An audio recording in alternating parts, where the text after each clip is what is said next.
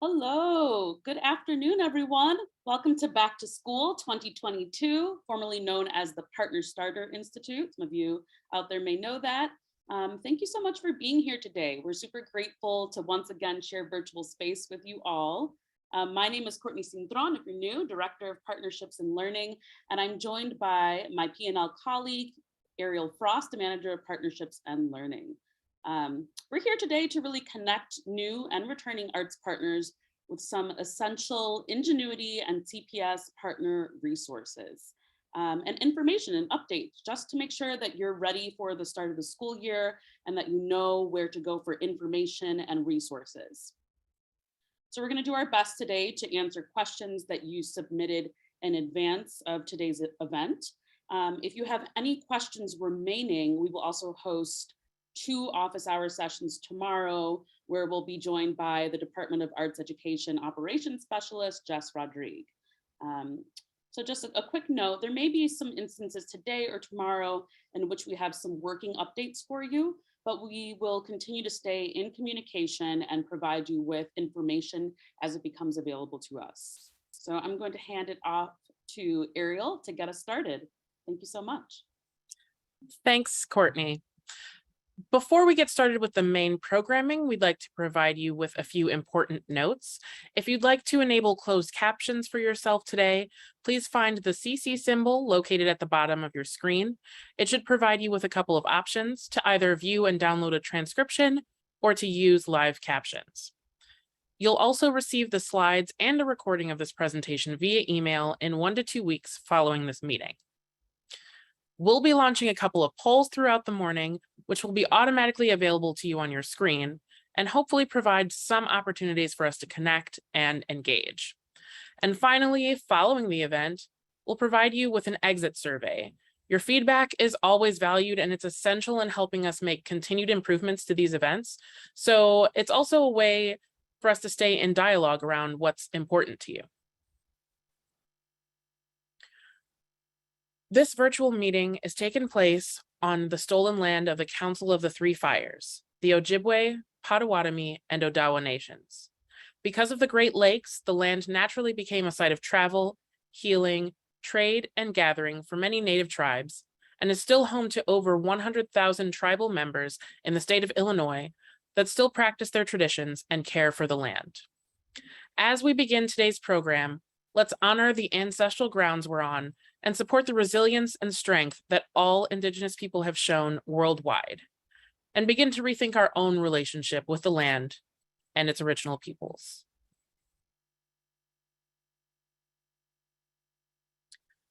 Okay, so now it's time to get to know you all a little better and give us all a sense of who's joining us today through our Who's in the Room poll.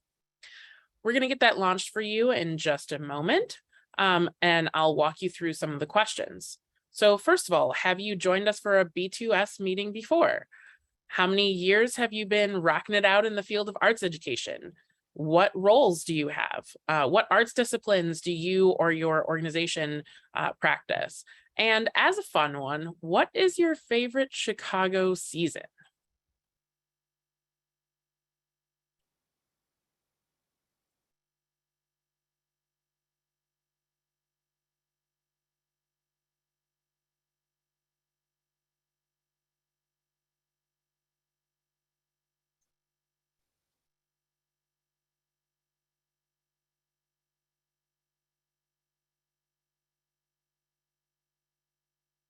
And we're just letting that poll happen for a little bit longer.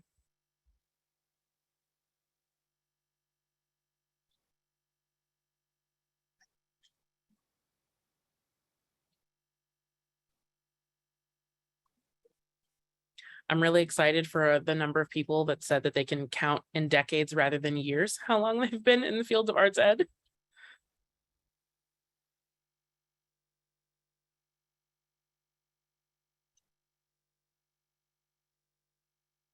And that number seems to be growing. That's great.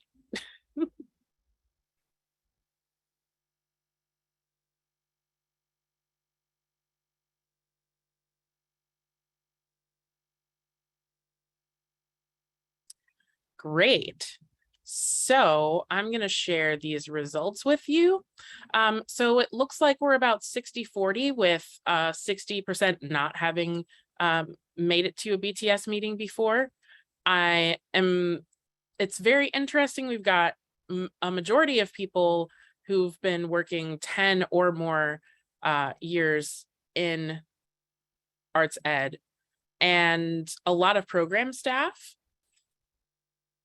Many people are multidisciplinary. I like it. Everyone likes fall. I also like the fall. No one seems to like winter or construction season. Not sure why that is. So thank you all again for being present with us and sharing and just making this a fun time.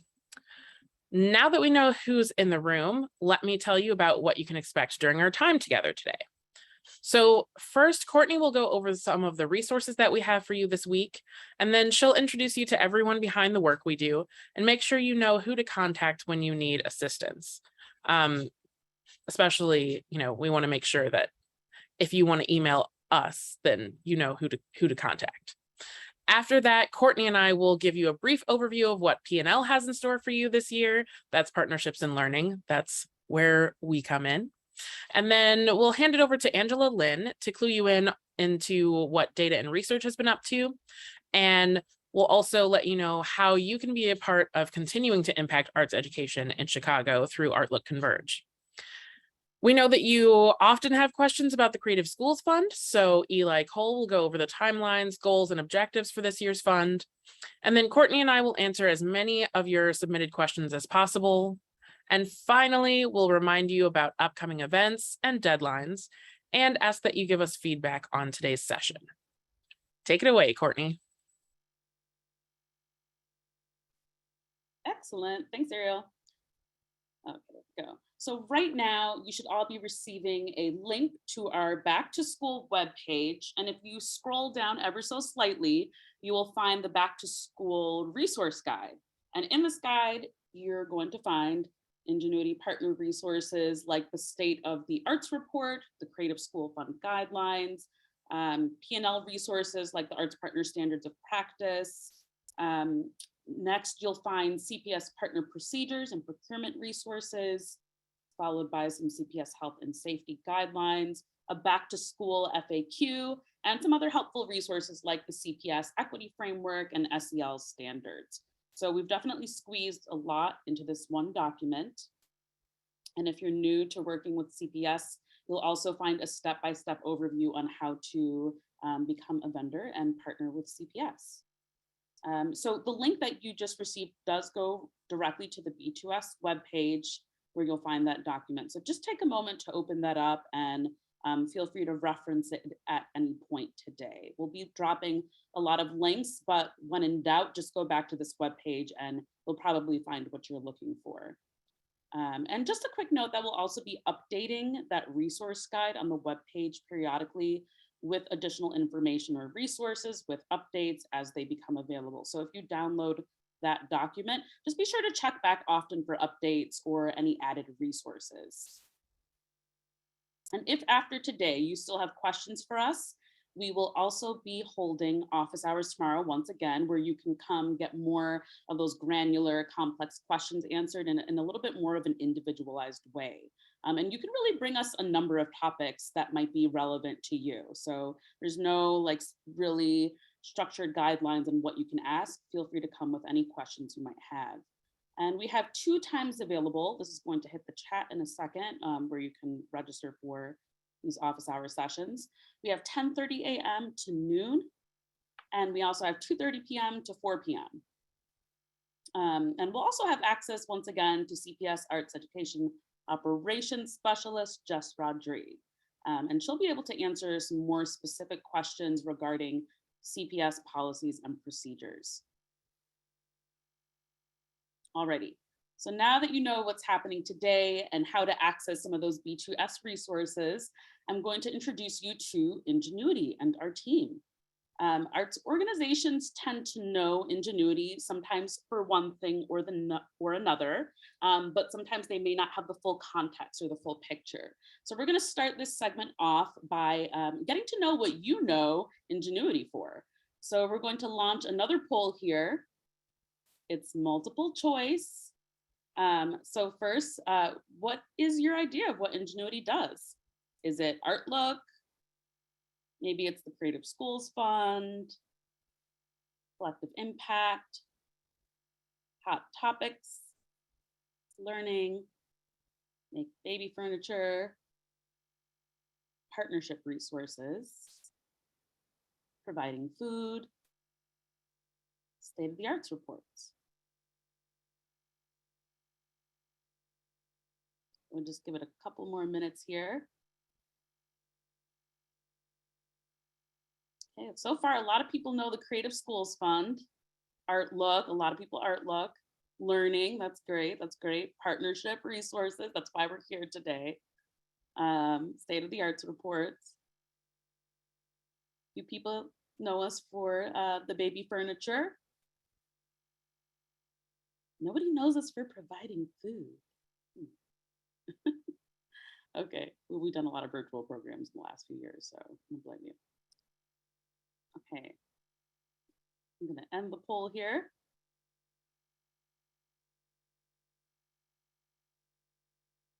I'm sharing those results, you can check those out. Okay, so that's pretty good. It seems like you have a general idea of what we do. We really do all of these things with the exception of making baby furniture. However, we do receive quite a few calls about baby furniture because there's another Ingenuity in Chicago that manufactures baby furniture. So that's just a little bit of an inside joke for you all. We're gonna stop sharing that now though. That many windows. Okay, but for a little more context, Ingenuity's mission is to ensure that every student in every grade in every school has equitable access to high quality arts as part of a well-rounded education. And Ingenuity has 4 primary strategies to achieve this work. One is data and research, which some of you already know us for. The other is the Creative Schools Fund, or direct investment in the arts through grants. Some of you mentioned, are familiar with partnerships and learning. And finally, advocacy, which is really woven through the other 3 areas. I'm going to start off with our data team. So data is the backbone and driver of all strategy for Ingenuity's work as an organization, and in service of really all that you do. You'll be hearing a lot more about that today, but for now, I'll introduce you to Angela Lin, Director of Data and Research, and Christine Ng, one of our newer members at Ingenuity, Ingenuity's data analyst. And there's the partnerships and learning team. Ariel Frost and I work to design responsive learning and partnership programs that build capacity and connection between schools and arts organizations. Then there's the Creative Schools Fund. Eli Cole, Director of the Creative Schools Fund, who will also be joining us today. Many of you have worked with schools to apply for the fund in the past, so you're likely familiar with this team that works really hard to address immediate arts needs in schools and strengthen partnerships. And last but not least, our development and operations team, who in addition to making our work possible, also work to advocate for the arts at the local, state, and national level, ensuring that arts are available for all students. And we have here Lupe Jimenez Pinto, our Chief of Staff, Kashia Fauch, our Administrative Coordinator, Raquel Bautista Holton, Manager of Individual Donor Engagement, and Usman Khan, our Manager of Communications. And lastly, our Manager of Foundations and Corporate Partnerships could be you or somebody you know. We're definitely hiring for this position right now, and you can check out the job description and more info at the link in the chat or on our website or on LinkedIn. So you'll be hearing from a few of our team members throughout this morning's this afternoon's presentation, so stay tuned for that. I'm gonna pass it back off to Ariel. Thanks so much. All right, thank you very much, Courtney. So in addition to our back to school offerings this week, we have a few partnerships and learning staples and some new programming to share with you. There's a lot in store this year, but you don't have to worry. If you're concerned about keeping it all in your head, of course, we have a nifty info sheet with all of our P&L programs at a glance that should be hitting the chat right about now. The link will bring you to the back to school website again, and there you'll just want to click on programs at a glance. We'll periodically update this with new information, just like our resource guide. So save the link so that you can check back often. So I'll be briefly catching you up on our convenings, our learning institutes, Ingenuity virtual learning courses, and our continued commitment to technical assistance. Ingenuity is known for convening stakeholders and bringing people together, and also for having food and drink when we're in person, and you'll have some opportunities to find that out soon if you're new. So I wanted to highlight the major events we have to gather together. Our fall summit, which will be September 28th, will be P&L's first in-person event since the start of the pandemic. We're super excited to get all arts partners from all disciplines together with teachers from all over CPS to foster partnerships, connect with each other, and yes, eat and drink. We'll also offer some raffles, so bring your good luck charm. There will be $30,000 worth of funds raffled to schools who use this funding mainly for the purposes of partnering with you. You do not want to miss this one, especially the food. It's going to be yummy. Then we'll have our all partner meeting, which is now held in February, where we roll out some of the data we've been collecting and give everyone the lay of the land in the Chicago arts education sector. And then we'll learn how we can use data to inform our decision-making and align on sector goals. So it's really a great way for all of us to get on the same page and make sure that we're all moving toward the same goal. Something new we're excited to start this year is our inaugural Arts Education Speaker Series, which will feature in-person and pre-recorded talks and panels from Chicago-based changemakers, as well as some from outside our sphere. This is a great time to get inspired, learn something new, and network with colleagues. And we're really envisioning this one as a hybrid event where you can come in person or you can be part of it in a virtual way, so that we've got accessibility for everyone, but also the opportunity to engage with each other in person. And then finally, we have our virtual spring summit for our for our smaller orgs. We know you had a great time last year, and we're looking to build on that experience. So let us know if you have any specific ideas or feedback. We know that was a really fun time. So speaking of learning and connecting, our institutes are focused programs designed to go deeply into a particular concept or area of need. Constellation is a learning and development provider program supporting a cohort of 5 individuals from arts organizations or individual teaching artists in creating virtual programming just for you. This 9-month residency provides support technically, organizationally, and most important, monetarily, to help residents design their content for virtual learning. This is the 2nd year of the program, and applications are still open. In fact, they just opened last week. Our focus this year continues to elevate trauma-informed, healing-centered, culturally responsive, and social justice-focused content, with an emphasis on how these intersect with disability culture, diverse learners, inclusion, and gender identity. You can learn more about the program with our info sheet, which you should be receiving in the chat. It has everything you need to know, from important dates, a description of the program, and our priority areas for this year, and a link to the application. So if you or someone you know is doing really wonderful work specifically around disability, diverse learners, inclusion, and gender identity, please make sure that you fill out an application. We really want to work with you and share this wonderful work throughout the art sector here in Chicago. Then we have our Artlook 101 workshops, which are held to help you, all of you new orgs, or some who might need a refresher, get oriented to using the platform and the various ways it can help you continue your work. So you'll hear more about that from Angela and Courtney in a moment. Now, Courtney is going to talk to you a little bit about IVL. Great, thank you, Ariel. So if you're more of the type to learn on your own time and at your own pace, Ingenuity's virtual learning platform is likely for you. So IVL, Ingenuity Virtual Learning, is a learning community where you can take learning courses at your own pace and interact with others doing the same thing. So it does have a little bit of a social media component to it. Our first course to launch last year was our in-depth and intensive trauma-informed and healing-centered guidebook, which contains a number of video trainings, self-assessments, and ebooks. And this year, we're also expecting to launch 2 more courses on that platform. And these courses will be addressing social emotional learning and also cultural relevance. So look out in our newsletter and in our P&L infographic for more information on when you might find those courses. And finally, we have our technical assistance for partners. And this is something that we've been really working on enhancing. So you can think of us as your partnership concierge.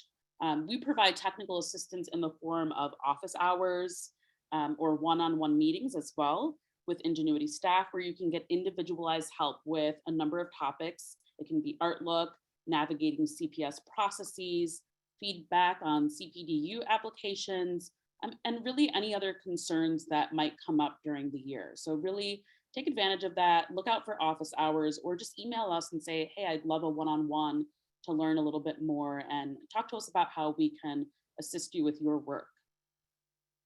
Alrighty, so now that you have an idea of what our role in P&L is, I'd like to hand it off to Angela Lin, our Director of Data and Research, to get into the different ways our data collection can impact your work and partnerships with schools. But I'd like to get some real-time feedback from you about what is exciting you right now about P&L this year? So we've got another poll that just got launched here with just 2 quick questions for you. And the first is, so Ariel and myself just went over some of the new exciting things for P&L. What is exciting you most? Is it the convenings, the summits, those kinds of convenings, or maybe the speaker series? Is it the Institutes for Learning? Is it the independent virtual learning where you can kind of access things on your own time? Maybe it's the technical assistance. Maybe you really like that additional support. So tell us what is resonating with you. And then the second question there is just also a little bit for fun again, which describes your relationship with the arts? Art is life. It's complicated. I like making more than teaching. I'm more of a consumer than a producer of art. So we're waiting for those to roll in. We'll give it a couple more seconds here. Okay, I'm not surprised, but people are really excited about convening. And that makes a lot of sense. It's been a minute since we've all been together in space and time. We've done a lot of virtual convening, which is fun, but it's not entirely the same, right? So people are excited about institutes, a little bit of the independent virtual learning, and the technical assistance, a little less, but maybe that's because it's unfamiliar. But I think as we start to do more of it, it'll become more tangible. And then what describes your relationship with the arts? A lot of folks are saying art is life out there. I love that energy and that vibe. Thank you. It is complicated. Some folks feel that way. Yeah, can agree more. I like making more than teaching, and I'm more of a consumer than a producer of art, a little less there, but all wonderful responses. Thank you for sharing. I'm going to close this out. Thank you, Courtney and Ariel. I love these polls. I love data, and this is all so fun. So I'm loving to see the art is life just in caps and getting up to the top of the polls. Thanks, Angela. So, thank you again, and I'm really excited to talk to everyone today. I'm here to talk about data and research, especially for the upcoming school year. And so we wanted to highlight a few different initiatives in data products. And we'll also be talking quite a bit about Artlook data, though from that first poll, it seems like most people are familiar with Artlook.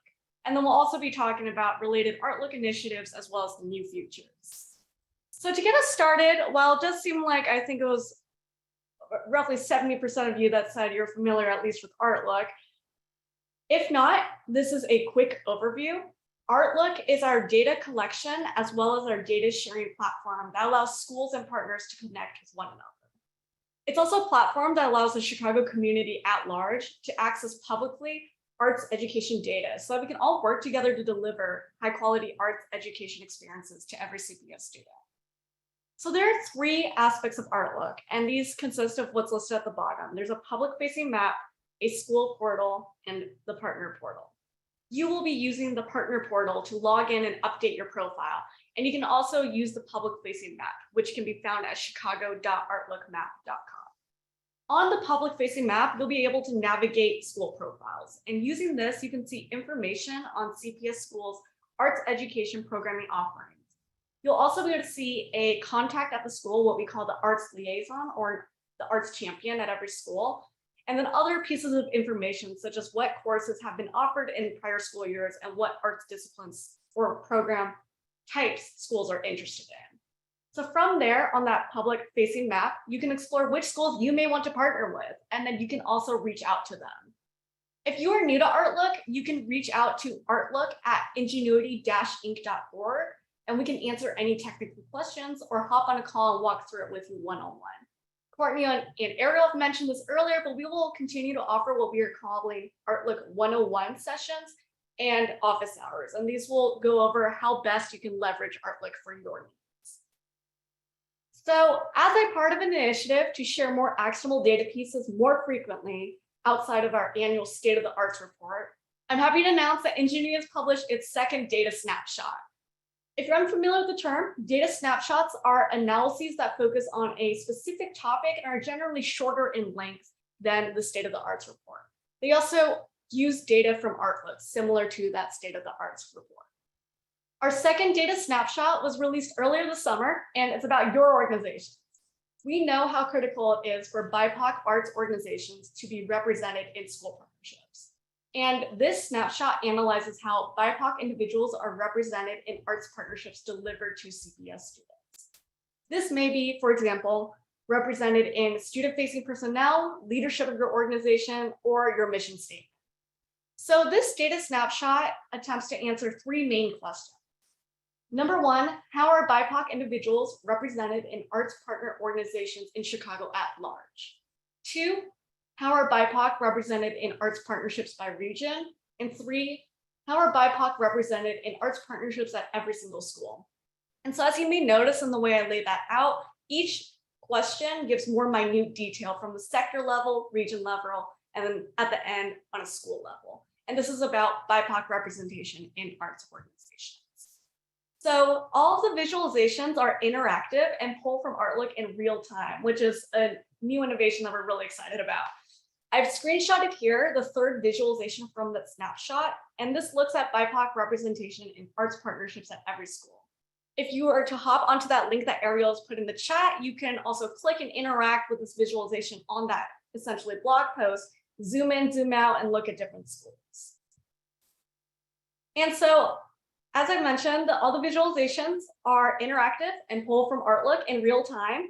And so we'd love for you to read through the snapshot on Ingenuity's website. And if you believe your organization's data is not represented in this visualization, the really cool part about it is that one, there are instructions in the snapshot on how you can head to Artlook. And then two, once you update your information, this will immediately be reflected in the visualizations in that snapshot website. Why is this all a big deal? Well, we're excited to have a new data publication. The core of what my team wants to do is to provide both accurate and useful data back to you and the sector. For one, if you're a BIPOC arts organization, you can use the snapshot and the visualizations within it to find schools that currently have no partnerships with BIPOC arts organizations. And from Artlook, you will be able to obtain contact information or reach out to them. We also do want to be able to advocate on behalf of your organizations, and we do this through your updating your Artlook profiles. When, for example, if the City of Chicago or CPS leadership asks us for data about community arts organizations, we utilize everything you input in Artlook. And so we are really thankful and grateful for the time that you input into keeping your profiles up to date. And we can best advocate for you if your information is represented. We have been sharing this snapshot data on BIPOC arts organizations to a variety of stakeholders, and this does include CPS and the City of Chicago's DCAS, which is the Department of Cultural Affairs and Special Events. I will also say that we're still in the midst of working on the next data snapshot, but very likely it will be about the impact on partnerships and arts organizations since the pandemic. And so again, if your information is on Artlook, then your organization will be represented in that snapshot. So you've seen that the data snapshots utilize Artlook data, which is made up of what's on your organization's Artlook profiles. So what are some other reasons to keep your profile up to date? We have some listed here. For one, the contact you list on your profile is the one that potential school partners that also use that public-facing map can see to contact you. Ingenuity and DAE also use these to get in touch. Additionally, there are partner impact reports in the forms of PDFs available online on that map to help you understand and evaluate your program impact.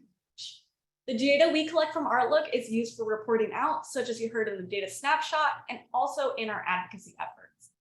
These data are used to provide sector-wide updates. It also allows Ingenuity, including Courtney and Ariel here, to help understand how we can best tailor supports and resources. This all leads to that term you see at the top, to our Artlook Converge initiative.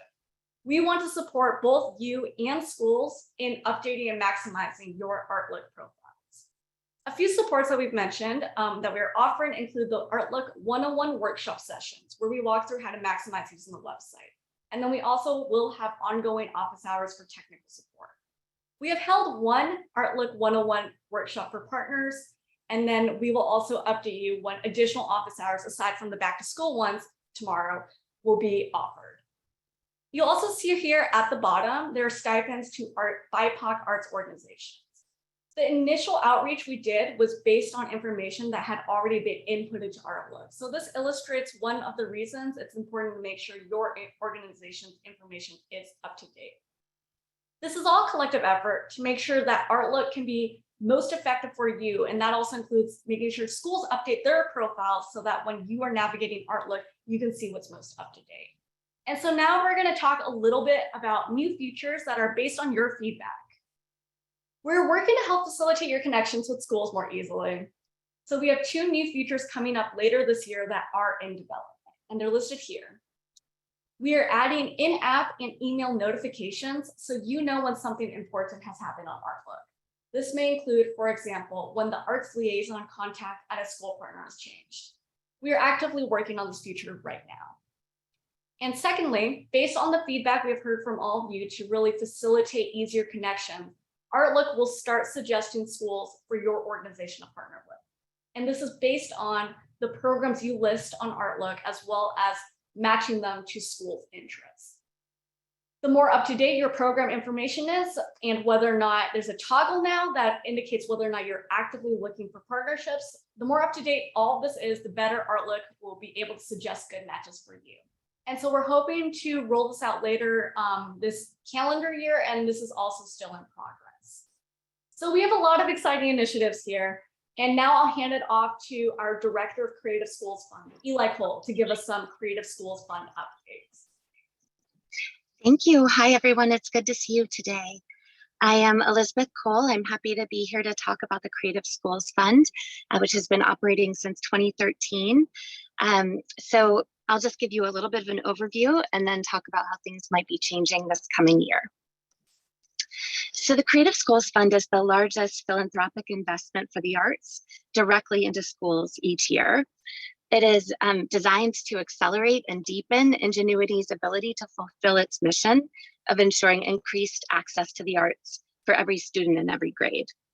The reason that the fund supports grants directly to schools is that we want to recognize teacher agency and expertise in selecting and designing programs that are based on the assets and needs within their school. But it's also because with our mission to reach every student in every grade, in-school programming is the best approach to fulfill that mission. And the fund has allocated over 16 million since 2013 across a variety of strategies, but the biggest and sort of most well-known is a competitive grant cycle that we run each year. So each year we run at least one application cycle. Last year we ran 2, where teachers identify arts organizations or teaching artists with whom they want to work. They design a program in partnership with them and then propose it for funding from the Creative Schools Fund.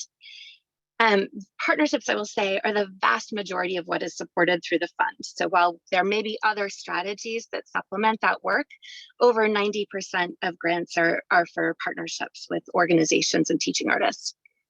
One thing that I will just note about the Creative Schools Fund is that the grants are targeted for schools that are either what we call emerging or developing in the arts. And those are schools that are just starting or growing their access for students. We understand these schools to be those with the least systemic arts access or the most room to grow in getting arts to the kids in their school. And so we prioritize those schools for grants. Each year we do issue close to 1.5 million in grants overall, and these are supported through a public-private partnership with equal contributions from the private, institutional and individual donors of Ingenuity, the Mayor's Office of Chicago, and Chicago Public Schools. So let's look at what is the same this year and what is changing. We will continue our strategies for partnerships.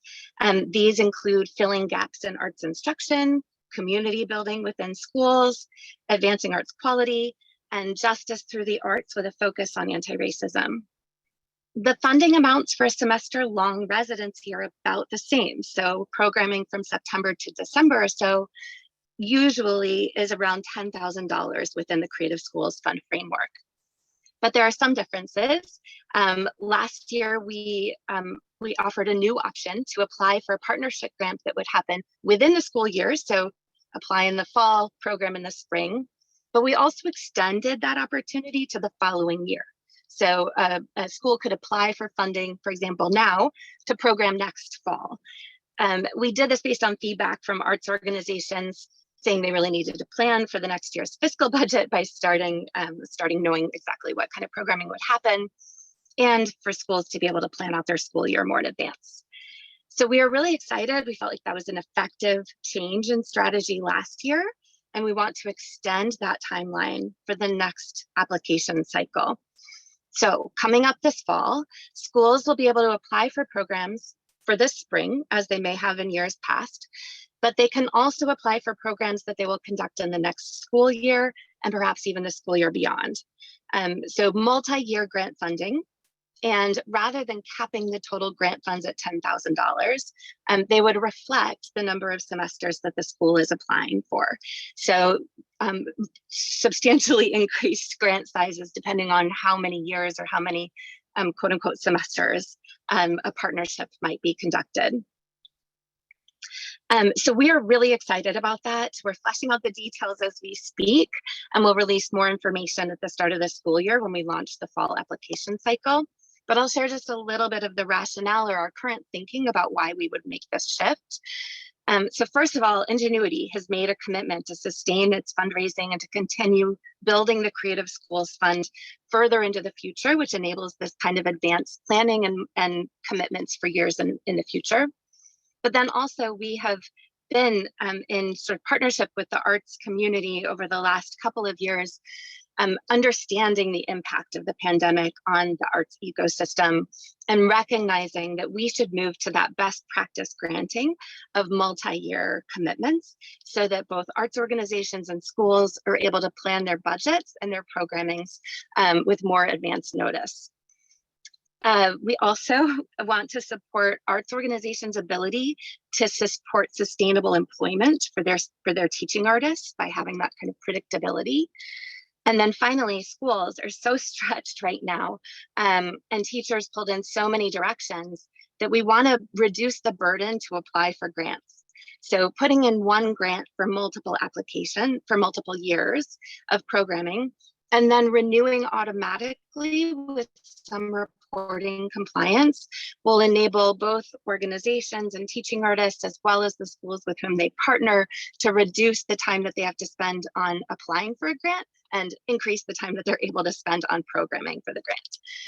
So this is a big sort of shift, and we are really excited to talk about it more publicly, but we wanted to give you just the broad strokes or sort of hints about where things might be going, so that we can go ahead and launch our application process in the fall in partnership with you. So my last little caveat is that I do encourage you to apply, those of you who will be partnering with schools on Creative Schools Fund grants. We encourage you and the schools to apply this fall. We anticipate that most of our partnership grants will be allocated in the fall cycle. And while we will run a winter cycle, we don't anticipate that the opportunities will be as fast. So we will make that clear in our materials as well, but wanted to just add that little note or caveat. So we look forward to learning more about the partnerships that you are proposing with your school partners. And for those of you that will apply, and finding out more as we go. Take care. Hey, excellent. Thank you for those updates, Elizabeth. It sounds like CSF is gearing up for another exciting year for both partners and schools. So looking forward to that. We're going to transition to our final segment today, where we will answer several of the questions submitted by you all in advance of today's session. So a big thank you for sending those in. We got a lot of responses. So we pulled out the most frequently asked questions to answer live here today. If your question is not answered during this segment, or you come up with more specific questions, we encourage you to join us tomorrow for one of our 2 office hours sessions once again. One thing to note just overall is that there are no major changes or updates from last school year for CPS, but there are a couple of new protocols and updates that specifically pertain to background checks, and we'll explain those in just a little bit. But for those of you that are new this school year, we'll provide some essential information and foundational information as well. So I'm going to, once again, pass it off to Ariel to get us started. Great. So one of our major questions was, have any policies changed or been updated since last year? So, and this is has a lot to do with COVID protocols, and our CPS COVID protocols haven't changed much since last year, and they're largely dependent on individual school communities. So CPS still has the same guidelines around masking and vaccination, and we have a few key reminders about that if you're unfamiliar or don't remember. So in March of 2022, all CPS schools moved to a mask optional model. While CPS will continue to encourage the use of masks, families and employees now have a choice about whether or not to wear a mask at school, outside on school property, on a school bus, or in the office. There are certain situations when students and staff will still be required to wear a mask, which you can find in our B2S guide. Additionally, all vendor personnel with any direct contact with students must submit proof of full vaccination to their employer, unless they have received a religious or medical accommodation from their employer consistent with legal standards. So CPS procurement handles system level vendor communications around vaccination. They have communicated that vendors are to attest that all their employees have been vaccinated in the iSupplier portal. And we'll talk about that a little bit more when we start talking about vendor things. There's currently no request or mandate for vendor staff to produce their vaccination card upon arrival at a given school. So that's not something that you have to do. You just have to make sure that your employees have let you know that they are vaccinated, and then everything will be good from there. Also, some CPS schools have opted to use an online form called the Daily Health Screener, and that's to verify that students, staff, and visitors are healthy before entering the building. So if your school has opted to use the Daily Health Screener, you can complete the check-in process online through the Daily Health Screener for each person visiting the school building each day. And we have links to the full explanation of our CPS protocols with regard to COVID in our back to school resource guide. Great, so we have a few vendor questions here. The first one is it possible for teachers to register vendors? So in order to gain vendor status, your organization must be sponsored by a principal or a network chief. So teachers cannot sponsor vendorships. If you have a vendor number and want to check on your status, you can visit the iSupplier portal linked in our resource guide once again, where you'll find a training guide and a portal FAQ document. So that kind of answers the portal question, the iSupplier. And what is my vendor status? So if you aren't sure of your vendor status, or you know you had a vendor number and it's no longer active now, you can complete the procurement service request form, also linked in our resource document, and include the name or federal ID number of your organization, and they'll be able to look up that information for you. If your status has indeed expired, you will need a new sponsorship once again in the form of a principal or network chief. Okay, and then moving along, our next question, vendor related here. What if schools don't pay for my services? Do I still need to be a vendor, and how does that work? So if you are a no-cost service provider, you still need to be a vendor with the district. So you will need to complete the Arts no-cost service agreement before you begin any services in schools. Failure to do so could result in debarment or other penalties consistent with that agreement. So that's most important to know, that you just have to fill out the form. CPS Arts will have the new 2022-23 school year agreement ready for vendors in DocuSign before the start of school on August 22nd, 2022. So be on the lookout for that. We'll also share that in the document and in newsletters. So that is coming soon. And once it's ready, you'll be able to locate the link to the contract as well. Do I need to complete the vendor contract each year? So beginning in 2020, in August of 2020, the CPS Department of Procurement started requiring suppliers to complete an annual attestation. to ensure that the district has the most current business information and documentation for your services each year. And it also ensures that their records are accurately reflecting vendors' businesses offerings, their appropriate points of contact, all of that kind of information. The supplier attestation also requires vendors to update their insurance certificates, and in some cases may require them to do an additional background check if it's necessary, if it's been some time. And CPS Procurement has created a list of frequently asked questions about attestation to assist. Once again, you can find that in the Back to School Guide.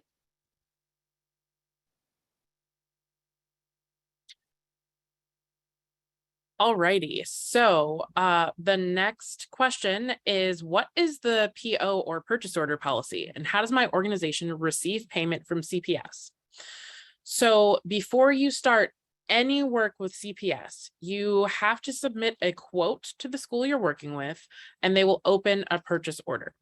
Under no circumstance should work ever begin before a PO is opened. So let me say that again. Under no circumstances should work ever begin before a PO is opened. And the PO has to be opened by the school after you have given them a quote for your services. When your work is complete, you may invoice for the services that you delivered, and all invoices must be emailed to cpsinvoice@cps.edu with your purchase order number, which is one of the reasons why you need to already have that open. That's got to be in the subject line of the email. And then your vendor number, your PO number, and your invoice number need to be on the invoice itself. Make sure that the school receipts for services once they're rendered, and we'll be able to answer more specific questions about this process at our office hours if you still need assistance. Okay, thank you, Ariel. Background checks. So this is where things are going to change up just a little bit. We know that one of the ongoing concerns with vendor processes has to do with background checks and teaching artists. So teaching artists have historically needed to be background checked every 3 years, but for each organization that they work with. So if I'm a teaching artist and I work for 3 organizations that are partnering with CPS, I need to get background checked 3 times. So Ingenuity has been working with the CPS Safety and Security Department, as well as CPS Arts, to update and streamline this process, and to also collectively save arts organizations thousands of dollars collectively every year. So all of that's incurred through multiple background checks for each teaching artist annually. So we will be releasing more formalized information over the next 2 weeks, but moving forward through the updated process, the teaching artists of organizations that want to participate will only need to secure 1 background check. It should be good for 3 years, but they are finalizing the timeline and the time frame for that background check right now. It will be up to the organizations with shared teaching artists to determine who will be responsible for payment to accurate biometrics for the TA background check. Ultimately, it should save everyone money. So you can maybe decide with another organization that you'll pay this time around and then they'll pay next time around. However, you kind of want to work that out. This new process will require some coordination between organizations, but Ingenuity will be there to help facilitate. We'll also do some initial intake and collect teaching artist rosters to help better understand which teaching artists are working for which organizations, and it kind of have a better mapping system to really streamline that process. But in the end, once everything's up and running, once again, it's going to save thousands of dollars. $25,000 to be exact is the amount that has been incurred for multiple background checks over the past few years. So we're going to change that. So I'm super excited about that. We'll be in touch with you very, very soon, once again, in the next 2 weeks to give you some more formalized information about that process. Okay, so this brings our Q&A segment to a close. Thank you again for your questions. It's always helpful to know the specific information that you're interested in, so we're not ranting on about things that aren't relevant. But once again, if you have any additional questions or need more resources, check out the resource guide, which has a lot of pertinent information to what we've been talking about here today. It also has all of the FAQ questions that were just answered in that guide as well. And once again, they're the office hours. But we've reached the end of our time with you today. So we just want to let you know again about our most pressing upcoming events and remind you that when this webinar closes, an exit survey from Zoom will pop up on your screen. So please remember to give us your feedback so we can continue to create the most relevant content for you. And I also wanted to say that in order to keep up to date on all of the things that we have coming up, including our upcoming events or changes to any of the processes that we've talked about today, I just dropped into the chat a link to subscribe to our newsletter. So if you haven't subscribed or you're not sure if you have, please go ahead and click on that link, put in your email, and that way you'll get updates. That's one of the main ways that we keep in contact with you all is through our newsletter, and where you'll get the most up-to-date information. So tomorrow we have 2 office hour sessions. One is at 10:30 to noon and the other is at 2:30 to 4. So bring your individual questions, and I can see some of you are still asking some questions in the chat. So our office hours will be a great time to ask those questions. We'll have Courtney, me, Angela from our team, and we'll also have Jess Rodrigue from the Department of Arts Education to answer your questions. So that way, some of the questions that may pertain particularly to Chicago Public Schools processes or how to navigate those processes, Jess will be there to answer those questions as well. Also, we have our applications for Constellation that have only just opened. The deadline will be coming up before you know it, though. So if you or someone you know would be a good fit for this program, be sure to submit your application by September 2nd at 5 p.m. So end of day, September 2nd, get those applications in so we can have the best cohort possible for our Constellation Institutes this year.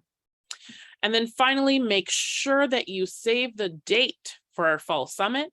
It's sure to be a blast. We're very excited to get everyone together for food, drink, face-to-face connection, and 30K worth of giveaways for schools to partner with you. It's a wonderful opportunity for you to meet new schools and get to know more of your colleagues, and really just a great time to reconnect with each other in person, make eye contact with people, be able to organically connect with people just by being in proximity with those people. It's really a wonderful, wonderful event, and we're so excited to finally be able to do this again in person. So make sure that you save the date. It will be at Malcolm X College on September 28th from 4 to 7 p.m. All right. With that, we will say goodbye for now. See you next time and have a wonderful week.